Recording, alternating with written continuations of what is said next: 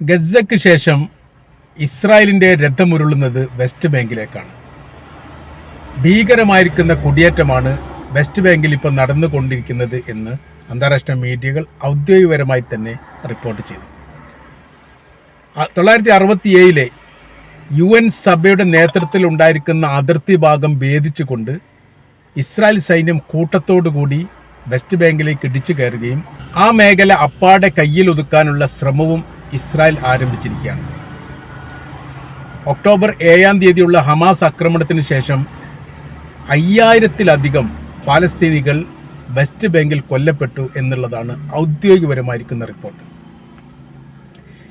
ഇത് ഇസ്രായേൽ സർക്കാർ തന്നെ ഏറെക്കുറെ അത് അംഗീകരിച്ചിട്ടുണ്ട്.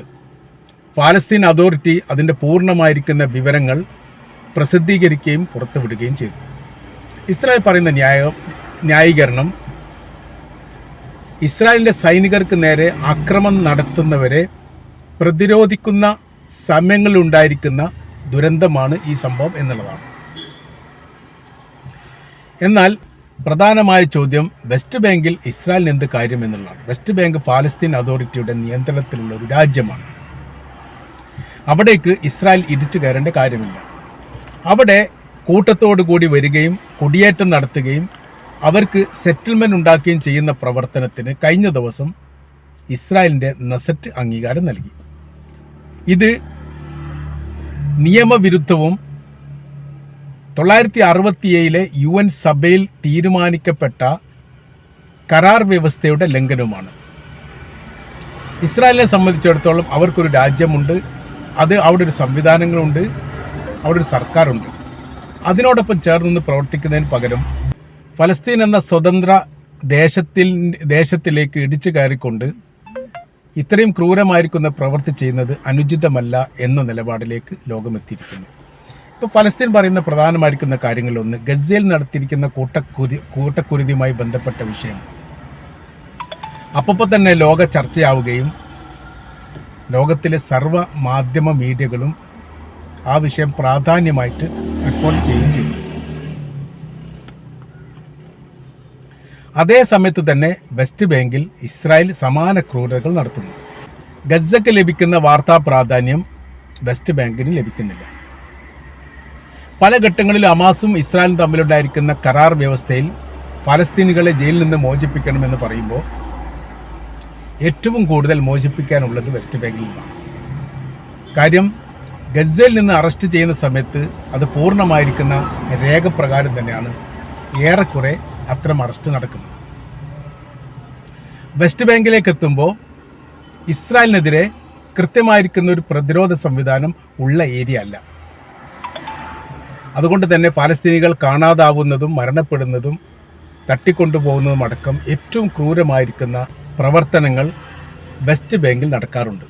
പല വിമർശനത്തിനും വിധേയമായിരിക്കുന്ന കാര്യമാണ് ഇസ്രായേലിനെതിരെ ഈ ദേശം എങ്കിൽ പോലും അതിന് വലിയ രീതിയിലുള്ള അന്താരാഷ്ട്ര തലത്തിലുള്ള സ്വീകാര്യത കിട്ടിയിട്ടില്ല എന്നുള്ളത് ഖേദകരമായിരിക്കുന്ന കാര്യമാണ് എന്ന് ഫലസ്തീൻ്റെ അതോറിറ്റി ചെയർമാൻ മഹ്മൂദ് അബ്ബാസ് തന്നെ ഇതിൻ്റെ ഇടയിൽ പ്രസ്താവന പുറത്തിറക്കിയിരുന്നു. ഇസ്രായേൽ പുതിയൊരു തന്ത്രം മെനഞ്ഞുകൊണ്ട് അത് പാർലമെൻറ്റിലേക്ക് എത്തിച്ച് അവിടുന്ന് പാസ്സാക്കിയിട്ട് വെസ്റ്റ് ബാങ്ക് എന്ന് പറയുന്ന പ്രദേശം കൂടി ഇസ്രായേലിലേക്ക് കൂട്ടിച്ചേർക്കുന്ന പ്രവർത്തനമാണ് ഇപ്പോൾ നടന്നുകൊണ്ടിരിക്കുന്നത്. അമേരിക്ക അടക്കമുള്ള രാജ്യങ്ങൾ അതിന് പിന്തുണ പറയുന്നു. സംഭവം ആ നിലപാട് തെറ്റാണ് എന്നൊക്കെ പരസ്യമായ രീതിയിൽ അമേരിക്കൻ പ്രസിഡന്റ് ഡൊണാൾഡ് ട്രംപ് പറയുന്നുണ്ടെങ്കിലും ട്രംപിൻ്റെ കൂടി പിന്തുണയോടെയാണ് വെസ്റ്റ് ബാങ്കിൽ ഈ പ്രവൃത്തി ഇസ്രായേൽ നടത്തുന്നത് എന്ന് ലോകത്തിന് അറിയാവുന്നതാണ്. അപ്പോൾ ഇപ്പോഴത്തെ അവിടുത്തെ സ്ഥിതി എന്ന് പറയുന്നത് നിത്യേന എന്നോണം ഒരുപാട് ഫലസ്തീനികളെ കാണാതാകുന്നു. ചിലർ തങ്ങളുടെ കൈവശത്തിലുണ്ട് എന്ന് ഇസ്രായേൽ പറയുന്നു. ചിലരുള്ള കാര്യം അവർ സ്ഥിരീകരിക്കുന്നില്ല. ചിലർ മരണപ്പെട്ടു പോയി എന്ന് പറയുന്നു. ചില മരണപ്പെട്ടു പോയ ആളുകളുടെ മൃതദേഹം തങ്ങളുടെ കൈവശത്തിലില്ല എന്ന് പറയുന്നു. കൃത്യമായ രീതിയിൽ ഈ കാര്യത്തെക്കുറിച്ച് അന്വേഷിക്കാനും ഒരു രൂപമുണ്ടാക്കാനും വേണ്ടി ഫലസ്തീന് സാധിക്കുന്നില്ല. ഫലസ്തീൻ ഇപ്പോൾ ലോക രാജ്യങ്ങളോട് സംസാരിച്ചിരിക്കുന്ന പ്രധാനമായിരിക്കുന്ന കാര്യം വെസ്റ്റ് ബാങ്കിൻ്റെ വിഷയത്തിൽ അടിയന്തരമായി ഇടപെടണമെന്നുള്ളതാണ്. ജോർദാൻ ഇപ്പോൾ നടക്കുന്ന പ്രവൃത്തിയെ അപലപിച്ചിട്ടുണ്ട്, ഈജിപ്ത് അപലപിച്ചിട്ടുണ്ട്, ഒരുപാട് രാജ്യങ്ങൾ ഈ വിഷയവുമായിട്ട് ബന്ധപ്പെട്ട് അപലപിച്ചിട്ടുണ്ട്. അപലപിച്ചത് കൊണ്ട് മാത്രം വിഷയം തീരുന്നില്ല. കാര്യം എന്ന് പറയുന്നത്, ഇസ്രായേൽ വിട്ടുകൊടുത്ത ഫലസ്തീനികളുടെ മൃതദേഹം ഒരു 70 പേരെങ്കിലും തിരിച്ചറിയാൻ പറ്റാത്ത വിധം മൃഗീയമായ രീതിയിലുള്ള ഒരു മരണത്തിൻ്റെ രീതിയാണ് കാണാൻ വേണ്ടി സാധിക്കുന്നത്. ചില വ്യക്തികളുടെ ശരീരത്തിൻ്റെ ഭാഗങ്ങൾ മാത്രമേ ഉള്ളൂ എന്ന പരാതിയും പുറത്തു വന്നിട്ടുണ്ട്. അപ്പോൾ അതിക്രൂരമായിരിക്കുന്ന പീഡനമാണ് ഇസ്രായേൽ ഫലസ്തീനികൾക്ക് നേരെ അവരുടെ ജയിലിൽ വെച്ച് നടത്തിയത് എന്നുള്ളത് ഏറെക്കുറെ കൃത്യമാണ്. ഏറ്റവും കൂടുതൽ മരണപ്പെട്ടവർ വെസ്റ്റ് ബാങ്ക് പ്രദേശത്തുള്ളവരാണ് എന്ന് സ്ഥിരീകരിക്കപ്പെട്ടു. ആ ഭാഗത്തേക്കാണ് ഏറ്റവും കൂടുതൽ മൃതദേഹം പോവുകയും ചെയ്തത്. ഗസയിൽ എണ്ണത്തിൽ കുറവാണ്, എന്നാൽ അറസ്റ്റ് ചെയ്യപ്പെട്ടത് ഏറെക്കുറെ ഈക്വലാണ് എന്നുള്ളതാണ് പറയുന്നത്. അതായത് ഹമാസിൻ്റെ നേതാക്കന്മാരടക്കമുള്ള പ്രധാനമായിരിക്കുന്ന ആളുകളെല്ലാം ഗസയിൽ നിന്ന് അറസ്റ്റ് ചെയ്യപ്പെട്ടവരാണ്. ഇപ്പോൾ തന്ത്രപ്രധാനമായിരിക്കുന്ന മേഖല എന്ന് പറയുന്നത് ഇസ്രായേലിനെ സംബന്ധിച്ചിടത്തോളം ഗസയിലാണ്. അവർ പറയുന്നത് പ്രതിരോധങ്ങൾ ഉള്ളത് ഇസ്രായേലിനെ നേരിടാൻ വേണ്ടി ബലവും ശക്തിയുമുള്ള ഒരു സൈനിക ട്രൂപ്പ് പ്രവർത്തിക്കുന്നത് ഗസയിൽ മാത്രമാണ്, വെസ്റ്റ് ബാങ്കിലില്ല. വെസ്റ്റ് ബാങ്കിൻ്റെ അന്താരാഷ്ട്ര സമൂഹം രാജ്യമായിട്ട് അംഗീകരിച്ചിട്ടുണ്ട്. ആ പ്രദേശത്തിൻ്റെ, അതായത് റാമല്ല എന്ന് പറയുന്ന പ്രദേശത്തിൻ്റെ മേഖല കേന്ദ്രീകരിച്ചു കൊണ്ടാണ് അവിടെ ഫലസ്തീൻ അതോറിറ്റി ഭരണം നടത്തുന്നത്. അതൊരു സർക്കാരായിട്ട് തന്നെ അംഗീകരിക്കപ്പെട്ടതാണ്. എന്നാൽ സൈനികപരമായ രീതിയിലോ പ്രതിരോധപരമായ രീതിയിലോ അവർക്ക് തീരെ ശക്തിയില്ല. അതുകൊണ്ട് തന്നെ വലിയ രീതിയിലുള്ള കടന്നുകയറ്റം നടത്തുന്നു. അതിൽ ജൂത വിഭാഗത്തെ കുടിയേറിക്കൊണ്ട് അവിടുത്തെ ഫലസ്തീനികളെ കുടിയിറക്കുന്ന ക്രൂരമായിരിക്കുന്ന പ്രവർത്തനങ്ങൾ ഇപ്പോൾ നടത്തൽ തുടങ്ങിയിട്ട്, അതായത് രൂക്ഷമായി നടത്തൽ തുടങ്ങിയിട്ട് 3 വർഷം, അത് യുദ്ധത്തോടനുബന്ധിച്ചാണ്.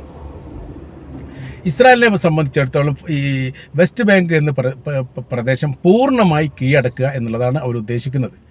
അതിൻ്റെ ഭാഗങ്ങൾ പോലും ഭരണ സംവിധാനമായി ഫലസ്തീന് വിട്ടുകൊടുക്കാത്ത രീതിയിലുള്ള സംവിധാനം സൃഷ്ടിക്കുക എന്നുള്ളത് ഇസ്രായേലിൻ്റെ താല്പര്യമാണ്, ആഗ്രഹമാണ്. അതുകൊണ്ടാണ് നെസറ്റിൽ അത് അവതരിപ്പിക്കുന്നു, ബില്ല് പാസ്സാക്കിയെടുക്കുന്നു. അതോടുകൂടി അതിനൊരു അംഗീകാരം കിട്ടുന്നു. ഈ അംഗീകാരം കിട്ടിക്കഴിഞ്ഞാൽ ഇസ്രായേൽ അമേരിക്കയോട് പറയും, ഞങ്ങളുടെ പാർലമെൻറ്റിൻ്റെ അകത്തത് പാസ്സായിട്ടുണ്ട്, അതുകൊണ്ട് ഈ പ്രദേശം ഞങ്ങൾ കീഴടക്കുകയാണ് എന്ന തരത്തിൽ. ഭാഗ്യമായ രീതിയിൽ ട്രംപ് അതിനെ എതിർക്കെങ്കിൽ പോലും ആന്തരികമായ രീതിയിൽ അതിന് 100% സപ്പോർട്ട് ചെയ്യും. ഇത് ലോകത്തിന് അറിയാവുന്ന കാര്യമാണ്. ഇപ്പോഴത്തെ സങ്കീർണമായിരിക്കുന്ന വിഷയം വെസ്റ്റ് ബാങ്കുമായിട്ട് കേന്ദ്രീകരിച്ചുകൊണ്ട് ഉണ്ടായിക്കൊണ്ടിരിക്കുന്നു എന്നുള്ളതാണ്. പ്രതിരോധ സംവിധാനങ്ങൾ ശക്തമാകാത്ത ഇടങ്ങളിൽ വലിയ രീതിയിലുള്ള മുന്നേറ്റം ഉണ്ടാക്കിക്കൊണ്ട് വെസ്റ്റ് ബാങ്കിനെ കീഴടക്കുക. എല്ലാ ഭാഗവും, വെസ്റ്റ് ബാങ്കിൻ്റെ പൂർണ്ണ ഭാഗവും ഇസ്രായേലിൻ്റെ അതിരാണ്. ഒരു ഭാഗമാണ് ജോർദാൻ.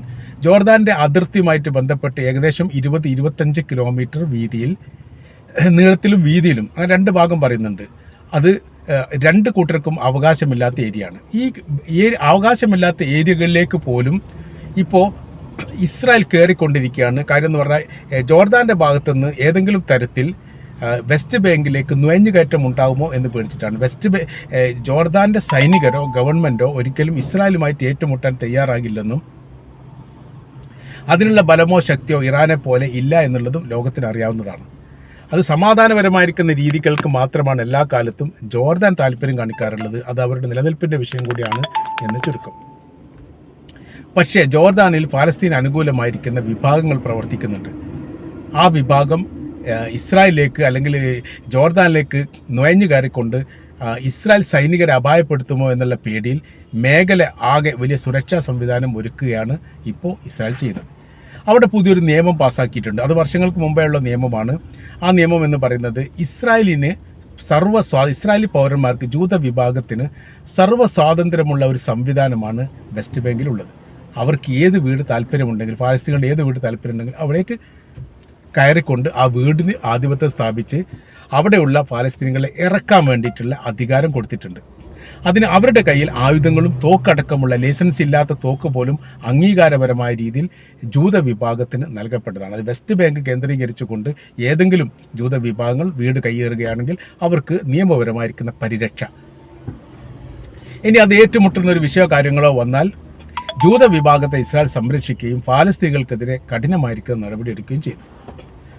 അപ്പോൾ നീതി കിട്ടാത്ത ഒരു ദയനീയ അവസ്ഥയാണ്. സ്വന്തം വീട്ടിൽ നിന്ന് കുടിയിറക്കപ്പെടുന്ന ഒരു ദയനീയ അവസ്ഥ ഇപ്പോൾ ഫലസ്തീനിലെ വെസ്റ്റ് ബാങ്കിൻ്റെ അകത്ത് പരസ്യമായ രീതിയിൽ തന്നെ നടന്നുകൊണ്ടിരിക്കുന്നു എന്നുള്ളതാണ് യാഥാർത്ഥ്യം. വീട് മോഷ്ടാക്കൾ എന്നാണ് ഫലസ്തീനികൾ ഇസ്രായേലിനെ ഇപ്പോൾ വിളിച്ചുകൊണ്ടിരിക്കുന്നത്. അപ്പോൾ അവരുടെ വീട്ടിൽ അവർ സുരക്ഷിതമല്ല എന്നുള്ളതാണ് അതിൻ്റെ ഒരു യാഥാർത്ഥ്യമായിട്ട് ലോകം വിലയിരുത്തുന്നത്. 5000-ലോ അധികം ആളുകൾ കൊല്ലപ്പെട്ടിട്ടുണ്ട് എന്ന് പറയുമ്പോൾ നിസ്സാരമായിരിക്കുന്ന കാര്യമല്ല. ഗസയിൽ ഇപ്പോൾ ഏറ്റവും ഒടുവിൽ പുറത്തു വന്നിരിക്കുന്ന വിവരം അനുസരിച്ച് പറയുമ്പോൾ മരണപ്പെട്ട ഫലസ്തീനികളെ ഗസക്കാരെ അടക്കം ചെയ്ത ഖബർസ്ഥാനിയിലാണ് നല്ലൊരു വിഭാഗം അവിടുത്തെ ഫലസ്തീനികളും ഗസക്കാരും ഉറങ്ങുന്നത്. താമസിക്കുന്ന ഇടമായി ഖബർസ്ഥാനെ തിരഞ്ഞെടുത്തു എന്നുള്ള വേറെ മറ്റൊരു ഇടമില്ല.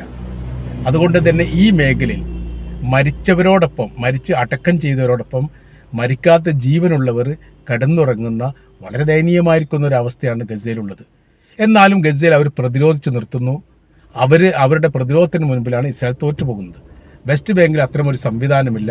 അത് പലസ്തീൻ അതോറിറ്റിയുടെ കീഴിൽ സമാധാനം എന്ന് പറഞ്ഞുകൊണ്ട് അവർക്ക് പോലും രക്ഷയില്ലാത്തൊരു സ്ഥിതി വരുന്നു. യഥാർത്ഥത്തിൽ മഹ്മൂദ് അബ്ബാസ് പോലെയുള്ള ഫലസ്തീൻ അതോറിറ്റിയുടെ പ്രസിഡന്റ് അല്ലെങ്കിൽ ഫലസ്തീൻ്റെ പ്രസിഡന്റിന് പോലും സുരക്ഷ ഒരുക്കണമെങ്കിൽ ഇസ്രായേലിൻ്റെ അനുമതി വേണം എന്നുള്ളിടത്തേക്ക് കാര്യങ്ങൾ എത്തുകയാണ്. അപ്പോൾ ഇപ്പോൾ ഇസ്രായേലിനെ സംബന്ധിച്ചിടത്തോളം വിശാല ഇസ്രായേൽ സാമ്രാജ്യം സൃഷ്ടിക്കുക എന്നുള്ള അവരുടെ താല്പര്യങ്ങളും ആഗ്രഹങ്ങളും യാഥാർത്ഥ്യമാക്കാനുള്ള ശ്രമത്തിൻ്റെ ഭാഗമായിട്ടാണ് യഥാർത്ഥത്തിൽ വെസ്റ്റ് ബാങ്ക് അങ്ങനെ തന്നെ കീഴടക്കുന്നത് എന്നൊരു അഭിപ്രായം പുറത്തു വരുന്നു. അതോടൊപ്പം തന്നെ ഗസയുടെ അവസ്ഥ ഇപ്പോൾ യഥാർത്ഥത്തിൽ ആ മേഖലയിൽ നിന്ന് ഇസ്രായേലിൻ്റെ സൈന്യം പോന്നിട്ടില്ല, കുറച്ച് മാറി നിൽക്കുന്നു എന്ന് മാത്രം. ഇസ്രായേലിൻ്റെയും ഗസയുടെയും അതിർത്തി കേന്ദ്രീകരിച്ചുള്ള പ്രദേശത്ത് ഇപ്പോഴും ഇസ്രായേലിൻ്റെ സൈന്യങ്ങളുണ്ട്. അപ്പോൾ അവരുടെ കരാർ വ്യവസ്ഥ കാര്യങ്ങളൊന്നും പൂർണ്ണമായിട്ടില്ലെങ്കിൽ ഈ ഇസ്രായേൽ സൈന്യത്തിന് വേണമെങ്കിൽ ഗസയുടെ മധ്യ ഗസയിലേക്കോ തെക്ക് വടക്കൻ ഗസയിലേക്കോ കാന്യൂണിസിലേക്കോ കയറാൻ വേണ്ടി പറ്റും. ഈ ഒരു സാഹചര്യമാണ് യഥാർത്ഥത്തിൽ ഇപ്പോൾ അവിടെ നിലനിൽക്കുന്നത്. അപ്പോൾ ഗസയെ കീഴടക്കാൻ വേണ്ടി സാധിക്കാത്തത് പ്രതിരോധ സംവിധാനം ശക്തമായതുകൊണ്ടാണ്. വെസ്റ്റ് ബാങ്കിനെ കീഴടക്കാൻ എളുപ്പം സാധിക്കാൻ സാധ്യതയുള്ളത് അവിടെ പ്രതിരോധ സംവിധാനം ഇല്ല എന്നതുകൊണ്ടാണ്. രണ്ടും രണ്ട് രീതിയിലാണ്. അപ്പോൾ ഫലസ്തീൻ ഇപ്പോൾ ഇസ്രായേലിനോട് ലോകത്തോട് പറഞ്ഞിരിക്കുന്ന പ്രധാനമായിരിക്കുന്ന കാര്യം, നിങ്ങൾ സംസാരിക്കണം. കാര്യം എന്ന് പറയുന്നത് 1967 വളരെ കൃത്യതയോടുകൂടി UN സഭയുടെ നേതൃത്വത്തിൽ ഒരു അതിർത്തി ഭാഗിച്ചിട്ടുണ്ട്. ആ അതിർത്തി കയ്യേറിക്കൊണ്ടാണ് ഇപ്പോൾ ഇസ്രായേലി പ്രവൃത്തി ചെയ്യുന്നത്. അത് തെറ്റായിരിക്കുന്ന പ്രവർത്തനമാണ് എന്ന് മാത്രമല്ല, അതിനെതിരെ സംഘടിക്കുകയും ഇസ്രായേൽ അതിൽ നിന്ന് പിന്തിരിപ്പിക്കുകയും ചെയ്യുന്ന സംവിധാനം ഉണ്ടാവണം. ഈ വിഷയത്തിൽ ഇടപെട്ടുകൊണ്ട് ഇറാൻ പറഞ്ഞിരിക്കുന്ന പ്രധാനമായിരിക്കുന്ന കാര്യം, ഫലസ്തീൻ എന്ന് പറയുന്ന രാജ്യത്തെ അംഗീകരിക്കപ്പെട്ട 165-ലധികം രാജ്യങ്ങൾ ലോകത്തുണ്ട്. നിങ്ങൾ എന്തേ മിണ്ടാത്തത്, സംസാരിക്കാത്തത്? രാജ്യത്ത് അംഗീകാരം രാജ്യമായിട്ട് അംഗീകാരം നൽകിയിട്ടുണ്ടെങ്കിൽ രാജ്യമായിരിക്കുന്ന പരിരക്ഷ നൽകണം. ആയുധം പോലെയുള്ള സംവിധാനങ്ങൾ, പ്രതിരോധ സംവിധാനം തീർക്കാൻ വേണ്ടിയിട്ടുള്ള യുദ്ധ സാമഗ്രികളും സംവിധാനങ്ങളും ഫലസ്തീന് നൽകണം എന്ന് തന്നെയാണ് യഥാർത്ഥത്തിൽ ഇറാൻ പറയുന്നത്.